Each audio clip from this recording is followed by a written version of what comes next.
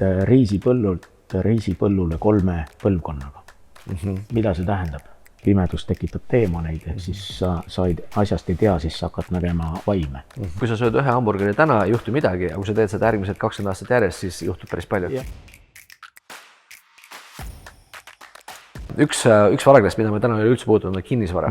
Mis sul mõtted kinnisvaraga seoses on ja kui teadlikult sa kinnisvara portfelli ehitad? Kinnisvaraga olen ma väga hea sõber. Ma alustasin vist 2010, kui ma esimese ärikinnisvara ostsin, võib-olla oli see 2012. Ja esimene ost tekitas minus väga suurt hirmu, sellepärast, et ma ei olnud enne seda teinud. Mul ei olnud varem kinnisvara investeeringuid. Ja nagu teadagi, pimedus tekitab teemaneid, ehk siis sa asjast ei tea, siis sa hakkad nägema vaime ja hakkad kartma.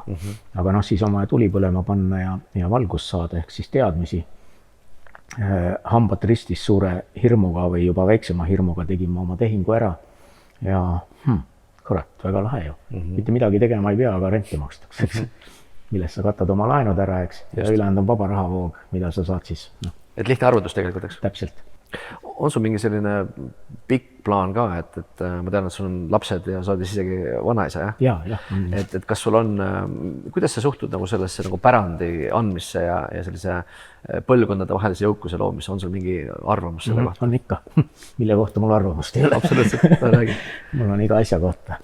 Aga see on see vanasõna, ma ei tea, kas sa mäletad või tead või oled kuulnud, et riisipõllule 3 põlvkonnaga.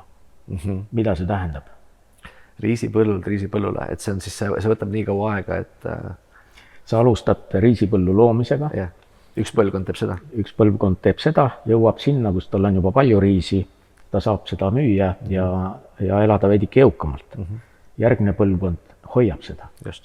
Ja siis tuleb 3. põlvkond, kellel ei ole mingit sidet selle eelmise looduga. Ja hapsti minema ja nad peavad uuesti alustama riisipõllult. Et kasutab seda kõik ära ja nullist tagasi? Kõik nullist tagasi. Et see on see mitte väga suur oht, aga enamuses niimoodi asjad on.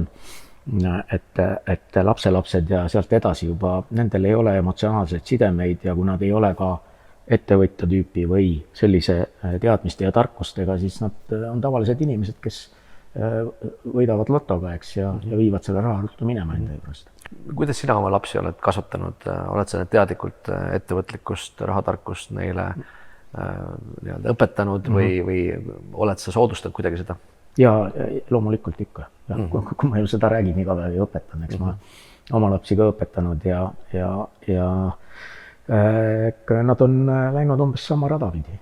Et nad on ikkagi teadlikud sellest ja ma juba 2000-ndal tegin neile mõlemile, üks sündis, teine oli juba 9-aastane, siis ma tegin neile kasvukontot, kuni nad said täiskasvanuks. Ja see sai väga ilusa kasumiga, vanem laps sai selle üle ja nüüd ta on seda juba, ma arvan, et viimase 10 aastaga 3-kordistunud, kui mitte 4-kordistunud seda sama teekonda jätkates. Et sa andsid talle sellise nagu tee otsa kätte ja tema on seda teed jätkanud, eks ju? Ja soovitan seda kõigil vanematel teha, kui lapsed sündivad. Nii et kui lapselapsed sündisid, siis ma panin ka iga ühe nende pangakontole juba 10 000 kasvama ja vanemad siis maksavad igakuiselt juurde, tekib liitintressi moment, eks ja niimoodi see läheb, kui nad on täiskasvanud 18-sed, siis nad on tänulikud, et vanemad nii tegid. Kas sa oled sellega ka nõus, et paljude selliste noorte jaoks tundub, et see investeerime selline jõle põnev adrenaliini mäng, eks, aga tegelikult on selline pikk ja igav mäng, mida peab tegema järjepidevalt tulemuse saavutada?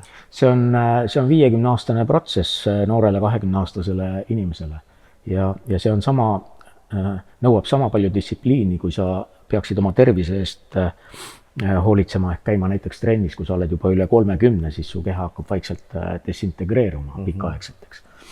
Kui sa tahad oma keha hoida nagu toimimises, siis sa peaksid tegema kogu aeg trenni ehk liikumist.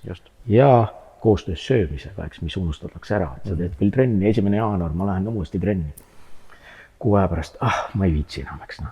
Ja nii on enamusel inimestel, mispärast inimesed oma tervise eest muret ei tunne ja mispärast inimesed kõik ei saa investoriteks, nagu me enne rääkisime. Et kui sa sööd ühe hamburgeri täna, ei juhtu midagi, aga kui sa teed seda järgmised 20 aastat järjest, siis juhtub päris palju. Ja, ma sellepärast just enne ma ütlesingi, kuidas ma jätsin maha selle nädala sees õlle joomise, et ainult nädala lõpus peale sauna.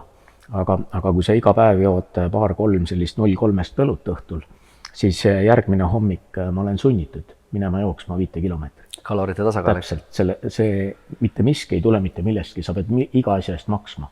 Kui sa ei maksa selle joodud õlle eest, siis ta tuleb siia sulle, eks.